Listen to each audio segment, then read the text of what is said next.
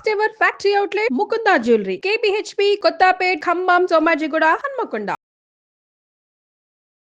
నమస్తే, welcome to Suman TV. నేను మీ యామ్ని. ప్రస్తుతం మనతో ఉన్నారు ప్రముఖ ఆధ్యాత్మికవేత్త డాక్టర్ అనంతలక్ష్మి గారు ఉన్నారు. అమ్మతో మనం మాట్లాడదాం. నమస్తే అమ్మ.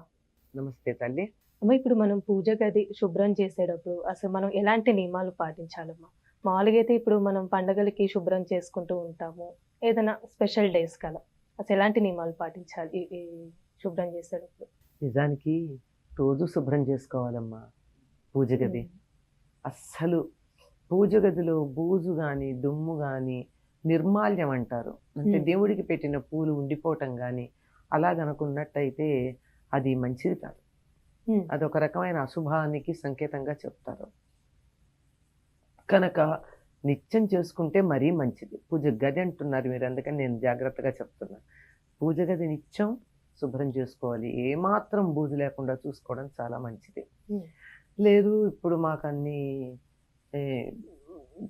తొందర జీవితాలు ఉన్నాయి, ఇతర విషయాలు మాకు చాలా ప్రాధాన్యాన్ని వహిస్తున్నాయి అని అనుకున్నట్టయితే నెమ్మదిగా శుభ్రం చేసుకునేటప్పుడు ముందుగా పైభాగం చేసుకోవాలి.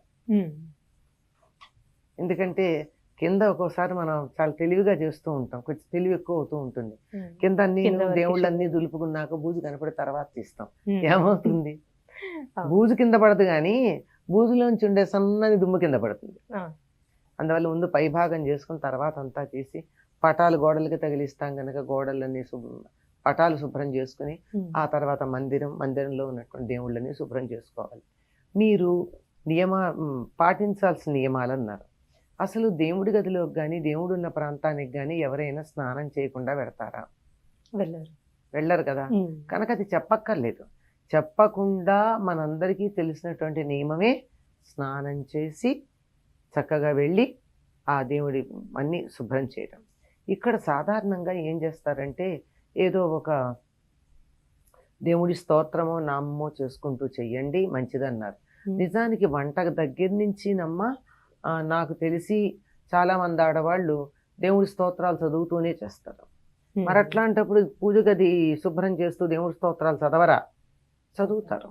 కానీ దానికన్నా శ్రేష్టం ఏమిటంటే సాధారణంగా అభిషేకం చేసేటప్పుడు స్త్రీ సూక్తం పురుష సూక్తం లాంటివి చదువుతారు.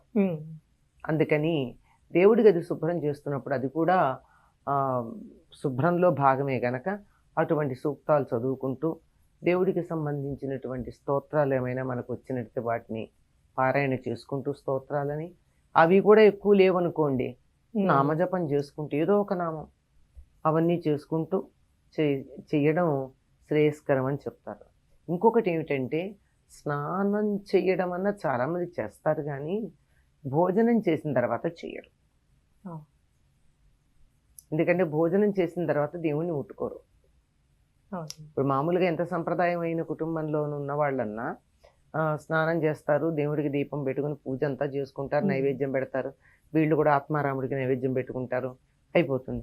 అప్పుడు ఏదన్నా దేవుడి దగ్గర పడింది అనుకోండి, మరి ఏ బలి లాంటిదో పడితే తప్ప మామూలుగా పువ్వు పక్కకి వెళ్ళినా అవతల వెళ్ళినా బాగుండలేదు సర్దండి అంటే భోజనం చేస్తాను ముట్టుకోనంటారు. అంచేత భోజనం చేయకుండా చెయ్యాలి. అంతేకాకుండా పట్టుబట్ట మడి అని చెప్తూ ఉంటారు, కానీ పట్టుబట్ట కూడా దాంతో భోజనం చేస్తే పనికిరాదు. భోజనం ఒక్కసారి అంటూ ఒక వస్త్రంతో చేసినట్టయితే అది మళ్ళీ దేవుడి దగ్గరికి వెళ్ళడానికి పనికిరాదు, అది పక్కకు పెట్టేయాల్సిందే. కనుక చక్కగా ఉతికి ఆరేసినటువంటి శుభ్రమైన వస్త్రం కట్టుకోవాలి.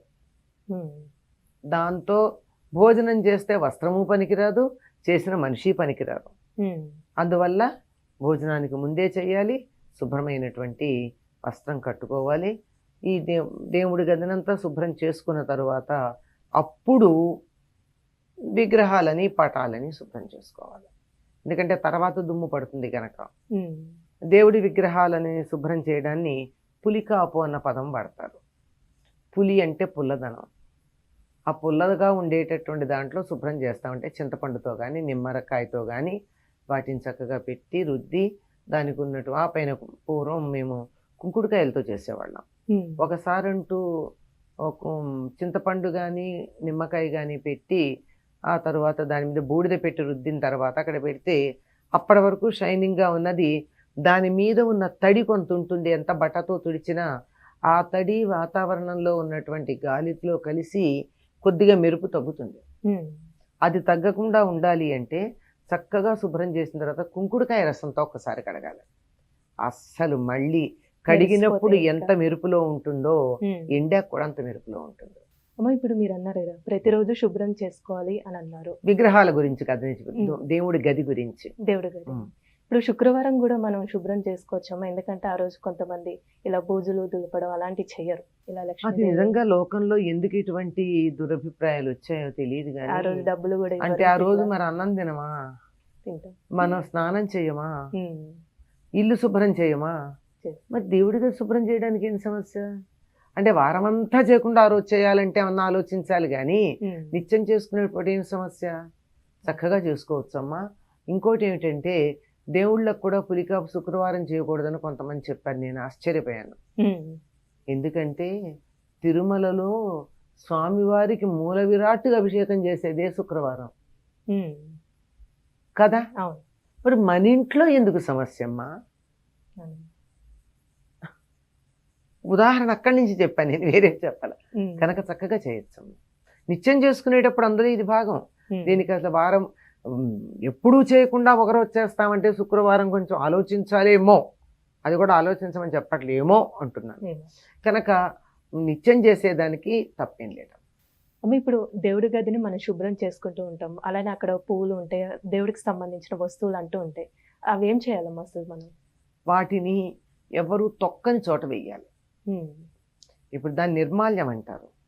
ఇప్పుడు దేవుడి గదిని శుభ్రం చేస్తూ ఉంటే దేవుడి మీద పెట్టిన పువ్వు ఎక్కడో కింద పడుతుంది కదా, పటం మీద అయితే ఆ పడిన దాన్ని మనం, అందుకే సాధారణంగా దేవుడి గదిని అన్ని చీపుళ్లతో తొడవరు, దానికి ప్రత్యేకంగా ఒకటి పెట్టుకుంటారు. అలాగే దానికి ప్రత్యేకంగా ఒక బట్ట పెట్టుకుంటారు. ఇంకా కొంతమంది అయితే అసలు చీపురుతో కూడా తొడవరు, చేత్తోనే తుడుచుకుంటూ వస్తారు బట్ట పెట్టుకుని, ఎంత దుమ్ము ఉన్నా. అదంతా దానికి అలా అయితే పక్కన పిండేస్తాం. కానీ అందులో దేవుడికి పెట్టిన పూలు కానీ, ఈ అగరొత్తుల నుంచి వచ్చినటువంటి బూడిద కానీ, దేవుడికి వాడగా మిగిలినటువంటి నీళ్లు అలాంటివి ఉంటాయి కదా, వీటిని తీసుకుని వెళ్ళి ఎవరు తొక్కని చోట పోస్తారు. సాధారణంగా తులసి మొక్కను ఎవరు ఏం చేయదు గనక తులసిలో వేస్తారు నీళ్లు మాత్రం, పూజ అది చేసిన నీళ్లు ఉంటే. ఈ పువ్వులు లాంటివి గనక ఉన్నట్టయితే, ఇక మా ఇంట్లో ఉన్న మొక్కలన్నీ అలాగో ఇలా కుదరదండి అనుకున్నప్పుడు ఒక బకెట్లో నీళ్లు తీసుకుని ఆ నీళ్లలో వీటిని వేసి ఒక పూట అందులో ఉంచి అప్పుడు ఆ నీళ్లు ఎక్కడ తొక్కని చోట పోసేసి ఇవి ఎక్కడైనా వేసేయచ్చు. చాలా చక్కగా తెలియజేశారమ్మా, ధన్యవాదాలు. నమస్తే.